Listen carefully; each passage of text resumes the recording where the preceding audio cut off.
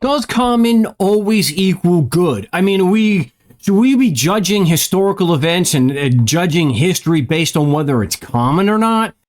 I'm not thinking that's a good way to measure whether an event or something historical is good, bad, or moral or ethical. And I recently did the last video I did.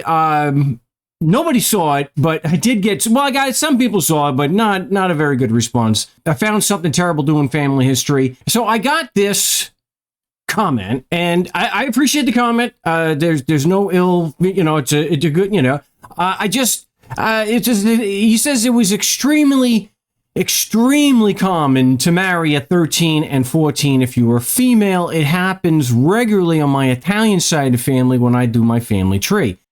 You also have to take into the account that education basically ends around 13 or 14, and they are considered women, in quotes. You don't consider it women because you are living in the 21st century, and even in the 20th century, there is a concept of a teenager. I didn't think of that.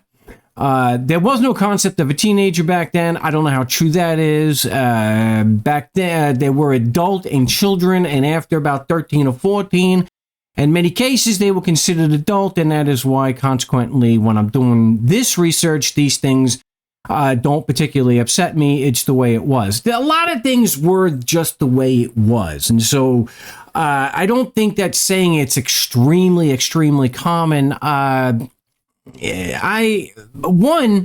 actually doing, it's going to take a long time, it's taking weeks. I'm actually doing some research for a follow-up video because I really don't think it was as common as it's made out. I think the cousin marriages were a lot more common, and I do get that there were economic reasons and cultural. That the men were generally a little bit older because they had to support a family. But I'm talking about, but in my research there, a lot of times you had a child marriage, there was only a few years difference, and sometimes it was a 19-year-old and a 17-year-old, which is no big deal. It's just my research isn't bearing out that it was extremely common, at least in Sicily, where I'm doing, the Palermo province. But it kind of got me thinking about this whole thing of, do we just judge history based on whether it's common? And I gotta say, and I've mentioned this in other videos before, I would say that it's a resounding no. There were so many things that were common that were just abhorrent. And the biggest one, the first thing that comes to my mind is the African slave trade. Slavery was extremely common for thousands of years. In this part of North America, where I'm from, it was extremely common. I mean, even Utah, as a Utah territory, it was a slave state. It's a territory. It was a slave-owning territory prior to becoming a state. So I don't think that that's really a good way. Well, was it common? Well, child abuse is very common in the Catholic Church and churches in general. That doesn't mean that it's a good thing. It's not. It's a terrible thing. And in that same vein as slavery here in the United States, you also have the Native American genocide. That was something that was extremely common. You have the Trail of Tears. It was a continuous campaign of violence and genocide against the native populations of North America. The whole manifest destiny and white nationalism that the white Europeans were destined to take over the entire continent, and so it was just a common thing that, especially I'm in Arizona, and what would happen at times where even when the native populations were forced onto a reservation, as was common, if they found minerals there, if they found copper or they found silver, well, then they'd have to be removed from that land, and so even that land was taken from them, and that was extremely common. That went on for 300 some odd years, and part of that genocide, even in Canada, continued into the 1960s. So nobody would actually argue that slavery and the genocide of the native people in North America even though it was extremely, extremely common and went on for hundreds of years, that's not that doesn't mean that it was good in any sense. Because it absolutely wasn't. So just because something is common, even extremely common and tolerated, doesn't mean that it's good. So I was also thinking about Howard Zinn, and he did the People's History of the United States.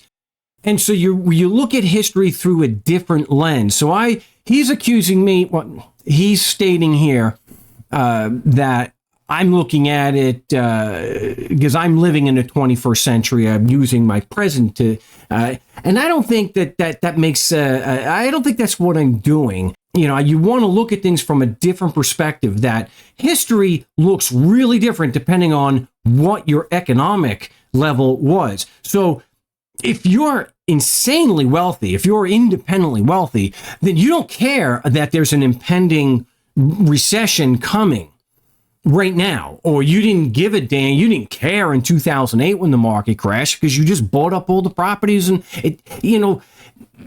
big things like that don't affect you if you have money. So the world looks very, very different if you are rich. And even if you were rich, 150 years ago, the world looked quite different for you as it would for the average person. So I think from here, and this all stems from the fact that in the video, I actually, I found that in my direct line, like a 2 times great grandmother was like 14 when she got married to like a 22-year-old, my 2 times great grandfather. So horrifying. And I don't want to look at, and I agree, don't look at it just from my perspective. Okay. But I think if we looked at it from the perspective of the victim, and here the victim is the 14-year-old child that is marrying somebody significantly older than them. Again, some of these are significantly older, where you're talking about a 14-year-old child and a 35-year-old man, and I'm thinking, because I know someone where it was a 15 and a 35-year-old, and because I knew her.